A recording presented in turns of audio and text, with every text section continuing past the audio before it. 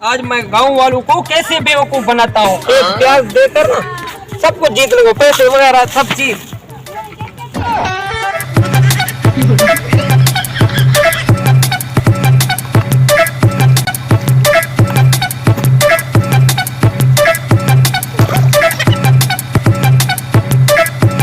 ये पहले मैं लगा लूं अच्छी तरह से, सेटिंग मैं इसकी बना लूं, फिर देखेंगे गांव वाले।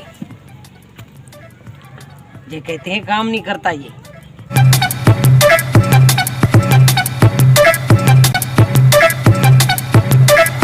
गिर गया ये, फिर गिर गया। हाँ इधर ठीक हो गया मैं।